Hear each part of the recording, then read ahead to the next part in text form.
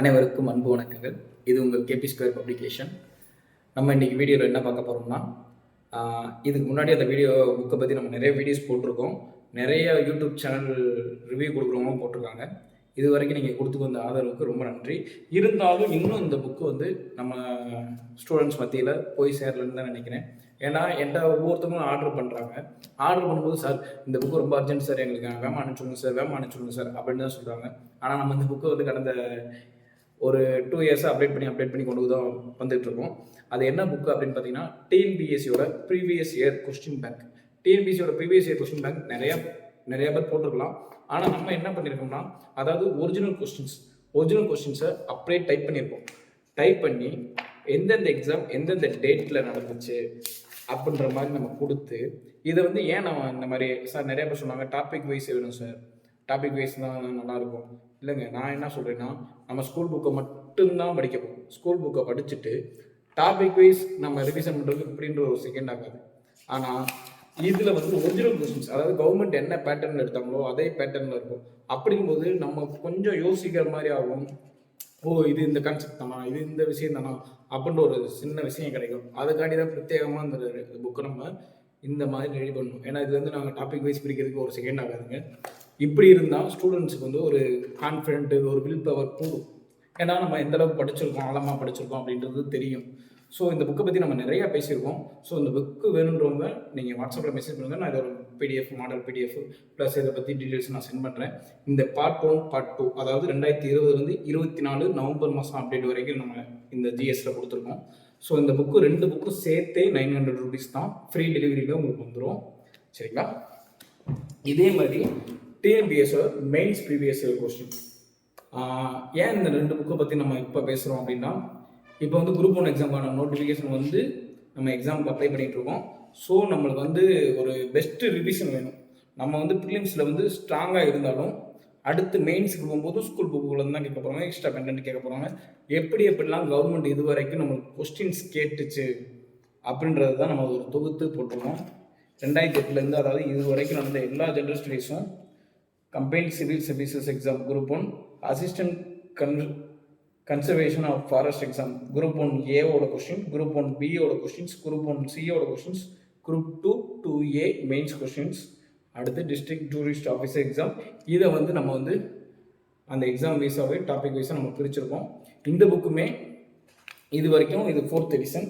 இந்த புக்கு வந்து இப்போ நான் கையில் இருக்குது 3rd எடிஷன் காட்டியிருக்கோம். ஆனால் நம்ம 4th எடிஷன் லேட்டஸ்ட் அப்டேட் வரைக்கும் நம்மகிட்ட இருக்குது. இந்த புக்கோட ரேட்டு பார்த்தீங்கன்னா 550 ரூபீஸ். ஃப்ரீ டெலிவரியில் உங்களுக்கு வந்துடும். நம்மளோட பிரிண்டிங் குவாலிட்டியாக இருக்கட்டும், நம்ம புக்கு ரெடி பண்ணுற விதமாக இருக்கட்டும், எல்லாமே பெஸ்ட்டாகவே இருக்கும். இதேமாரி தாங்க இப்போ நம்ம வந்து குரூப் 1 ஸ்டாண்டர்டில் டிஎன்பிசியில் கம்பைன்ட் டெக்னிக்கல் சர்வீஸ் எக்ஸாமினேஷன்ட்டு நிறையா நடக்கும். அதில் ஸ்டாட்டிஸ்டிக்ஸுக்கும் மேத்தமெட்டிக்ஸுக்கும் நம்ம ப்ரீவியஸ் இயர் கொஸ்டின் பேங்க் போட்டிருக்கோம். இதுவுமே டாபிக் வைஸ் நம்மளுக்கு பெஸ்ட்டாகவே இருக்கும். மேத்தமெட்டிக்ஸ் தனியாக, ஸ்டாட்டிஸ்டிக்ஸ் தனியாக, மேத்தமெட்டிக்ஸ் தனியாக, எக்கனாமிக்ஸ் தனியாக. இந்த புக்குமே ஸ்டூடெண்ட்ஸ் மத்தியில் நிறையா போயிட்டு இருக்கு. இப்போ இதில் என்ன ஒரு விஷயம், நம்ம படிக்கிறோம், நம்ம எந்த வழியில் ரிவிஷன் பண்ண போகிறோம் அப்படின்றத ஃபஸ்ட்டு பார்த்தோம்னா, ஃபஸ்ட்டு சாய்ஸ் நமக்கு ப்ரீவியஸ் இயர் கொஸ்டினாக தான் இருக்கும்.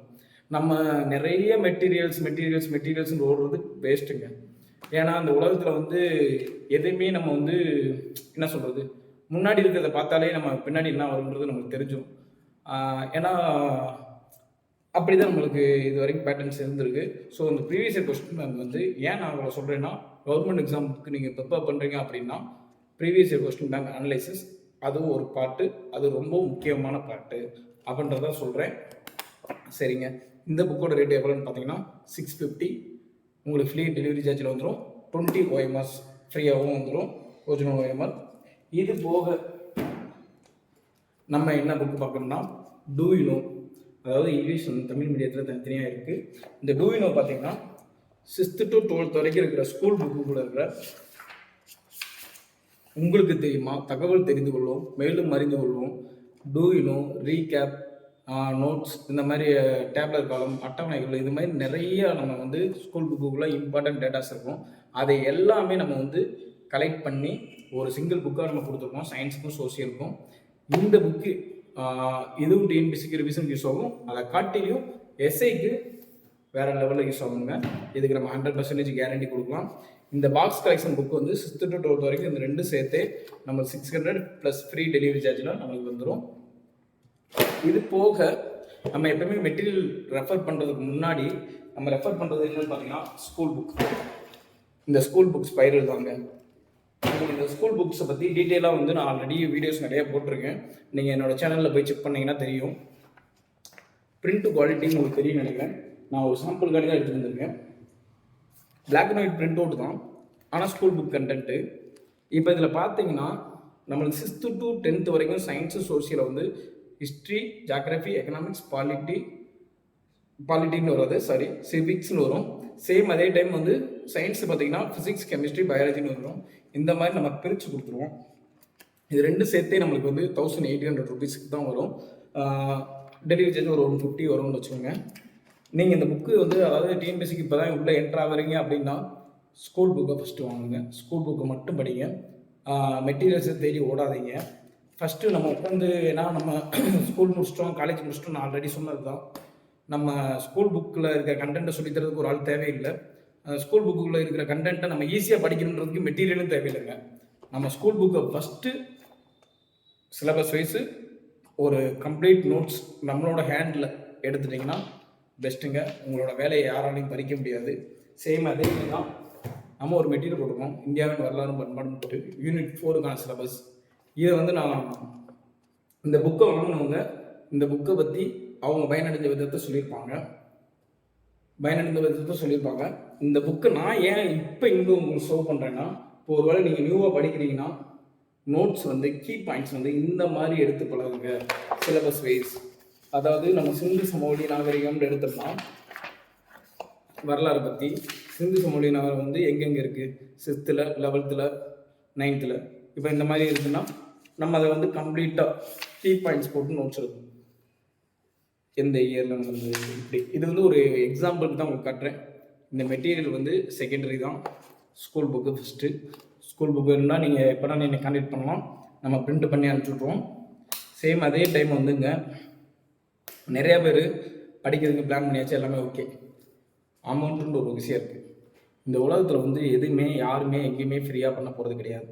அதை நல்லா ஃபஸ்ட்டு தெரிஞ்சுக்கங்க.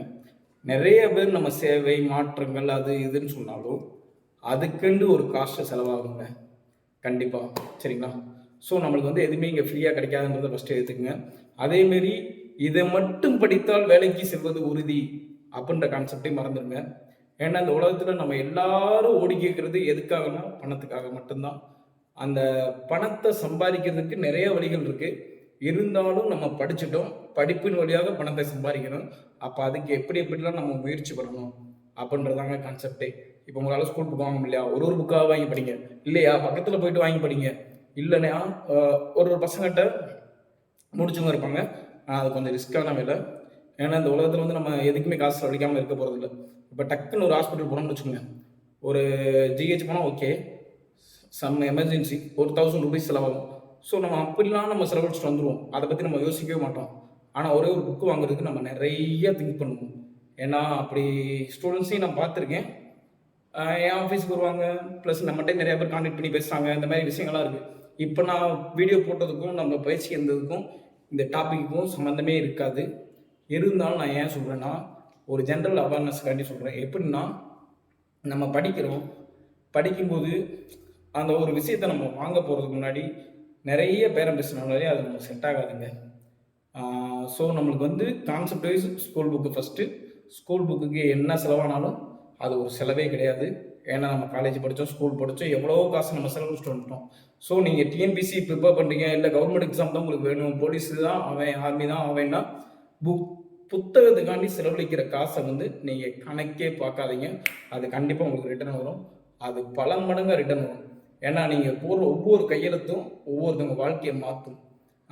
இதுக்கு எக்ஸாம்பிள் நான் எப்போ பார்த்தோன்னா, ஒரு நான் எபிசோடில் தான் பார்த்தேன்.